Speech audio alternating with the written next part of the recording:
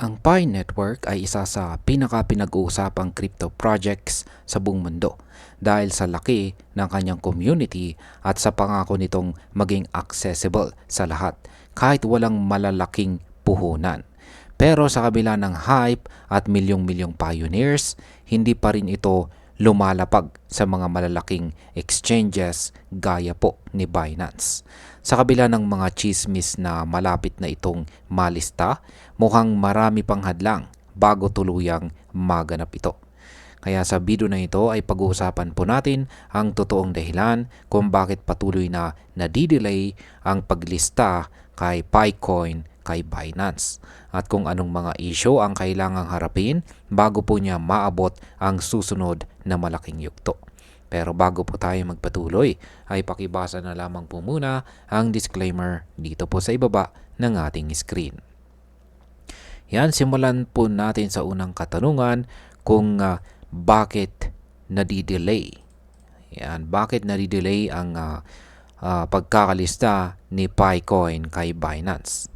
Ayon po sa mga balita ay malakas ang suporta ng community kay Picoin at tumataas din ang kanyang trading volume. Kamakailan lamang ay nakarecover po or nakabawi po ang presyo nito mula po sa presyong 0.33 papuntang 0.39 at umabot po sa $88 million ang kanyang trading volume. Ngunit kahit may ganitong positibong galaw ay may mga structural na problema na pumipigil sa kanyang pag-usad. Isa sa pinakamalaking dahilan ay ang patuloy na centralized governance ng project. Sinabi ng kilalang community member na si Mr. Spock na kontrolado pa rin ng PiCore team ang lahat ng desisyon sa network. Kabilang dito ang protocol upgrades, migrations at mga patakaran para sa mga developers. Ngayon ay paano naman po naaapektuhan ang centralization, ang listahan sa ang pagkakalista sa mga malalaking exchanges. Ang mga malalaking exchanges gaya po ni Binance at Coinbase ay may mahigpit na pamantayan para sa decentralization bago po sila maglista ng isang coin. Dahil sa kasalukuyang sistema ni Pi Network na nakasentro pa rin ang kapangyarihan sa core team ay nagiging mahirap para sa kanila na pumasa sa requirements.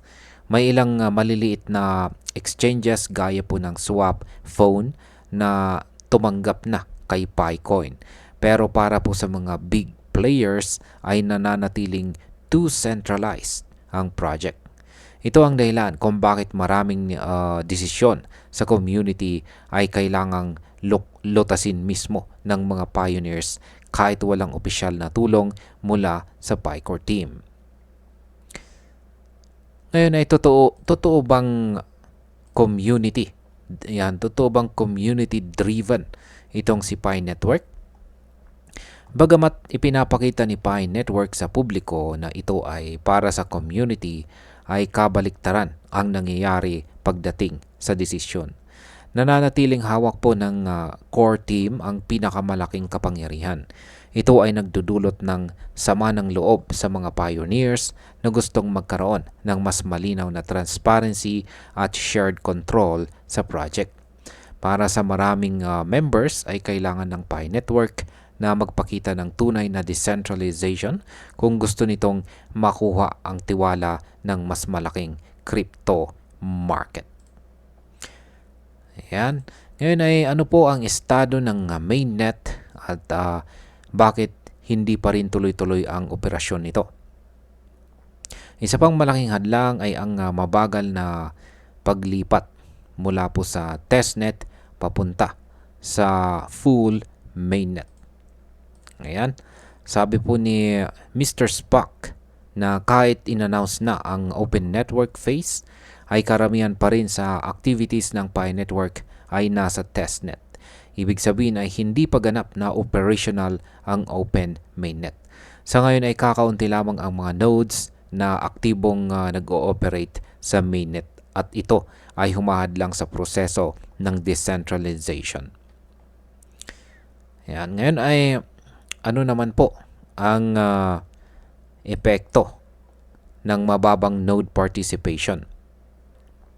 Kapag kakaunti ang active nodes ay mabagal po ang pagbuo ng network at mahirap makumbinsi ang malalaking exchanges na ilista ang coin.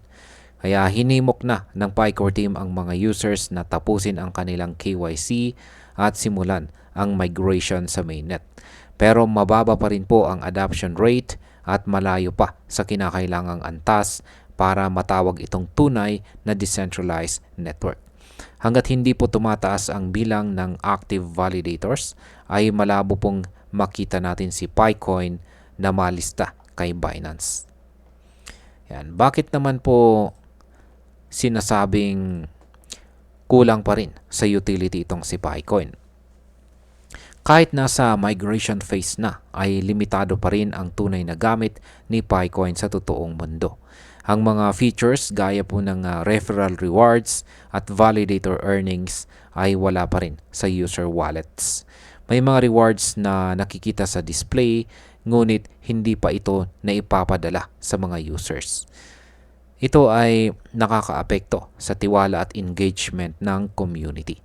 May mga bagong hakbang gaya ng Know Your Business checks, pero hindi ito sapat para mapabilis ang adoption. Ngayon ay may problema na rin ba sa communication ng PyCore team? Ang kasagutan po sa katanungan na yan ay oo, meron.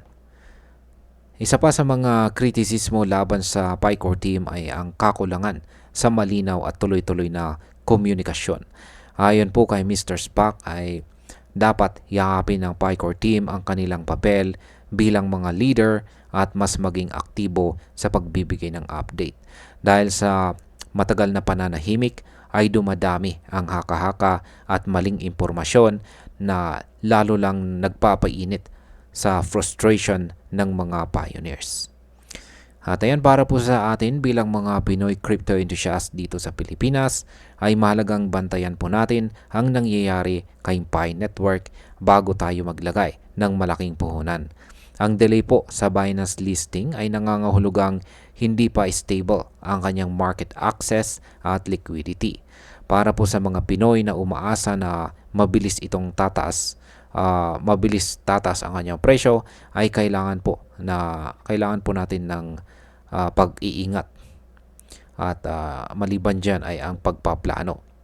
Hanggat hindi po na-address ang issue ng centralization at utility ni Pi, ay mananatiling mataas po ang risk sa investment dito.